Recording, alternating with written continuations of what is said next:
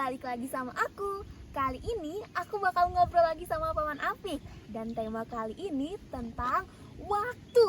Wah, langsung aja kita ngobrol sama Paman Apik. Oke, waktu kecil, waktu besar, waktu sekarang, atau waktu kemarin. Nah, waktu yang mana? Ayo jelasin dulu dong. Waktu itu sebenarnya itu apa sih? Waktu itu adalah, kalau bahasa Inggrisnya time. Ya. Kalau bahasa Jawanya Ndoto. Waduh. Doto. Waktu itu adalah rahasia terbesar manusia. Wah, kok bisa rahasia terbesar? Ya, karena waktu itu termasuk yang aneh. Kita mengira ada waktu kemarin, ada waktu sekarang, ada waktu besok. Iya. Tapi ternyata yang kita jalani waktu itu terus sekarang kan. Yang kemarin mana? Kemarin sudah berlalu. Iya. Yang besok belum datang gitu kan. Jadi waktu itu yang kita jalani Jadi misteri. sekarang misteri ya. Juga kan banyak masalah tentang orang-orang yang bilang kita tuh nanti bisa ke masa depan dan ya semacamnya. Kalau menurut Paman Apik sendiri gimana? Masa depan. Nah, kalau waktu kita bisa berjalan ke masa depan atau ke masa lalu, Iya. itu adalah cerita fiksi ilmiah. Fiksi tapi seakan-akan menggunakan teori ilmiah. Itu kan teori bahwa waktu itu bisa dilengkungkan, Iya. kemudian kita bisa balik. Ya itu seru sih, seru. Seru banget itu. Tapi sejauh ini kita belum bisa membuktikan bahwa kita bisa balik ke waktu masa lalu atau waktu masa depan. Jadi waktu itu adalah waktu sekarang yang kita jalani. Nah, kemudian manusia itu di waktu sekarang itu selalu siap menyongsong ke masa depan. Jadi tidak ada orang itu yang pengennya diem di waktu sekarang aja. Dia itu refleks menyongsong masa depan. Nah, Selalu. masa depannya itu ada yang masa depan dekat, Iya. jadi 1 jam lagi atau 2 jam Atau, lagi. Ada yang 1 hari atau 2 hari. Ada juga yang cita-cita 1 tahun, 2 tahun, 10 tahun.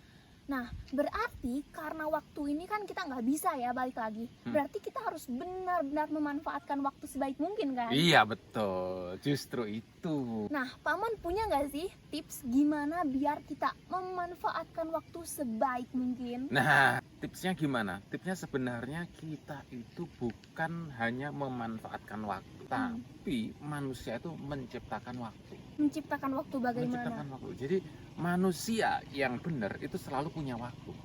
Jadi punya waktu untuk belajar. Asalkan dia mau belajar, pasti ada waktu untuk belajar. Asalkan dia mau bekerja, pasti punya waktu untuk bekerja. Iya juga. Iya kan? Asalkan kita mau. Asalkan kita mau berkarya, maka kita punya waktu untuk berkarya. Jadi semua orang selalu punya waktu.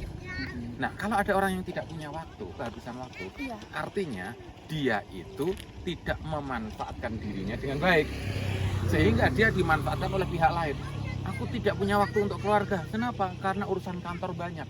Berarti orang itu Dimanfaatkan oleh kantor. dimanfaatkan oleh kantor. Aku tidak punya waktu untuk belajar. Kenapa? Karena tuntutan kerja banyak. Berarti dia dimanfaatkan oleh kerja. Dia bukan menciptakan kerja. Jadi semua orang baik, semua orang hebat itu malah menciptakan. Tapi berarti seharusnya kita ini malah menciptakan kerja ya, bukan dimanfaatkan oleh kerja. Nah, benar sekali. Jadi kita itu sebagai manusia kan punya cita-cita. Iya. Itu udah pasti. Itu juga berhubungan dengan waktu kan, cita-cita ke masa depan. Dan kita itu selalu punya panggilan diri, panggilan jiwa. Contohnya. Wah, aku itu perlu menjadi guru matematika. Nah, ada suara dalam diri gitu. Misalkan Paman Apik guru matematika. Nah, gitu kan. Nah, ketika sudah ada panggilan jiwa untuk jadi guru matematika dan kita komitmen di situ, maka waktu itu akan tercipta.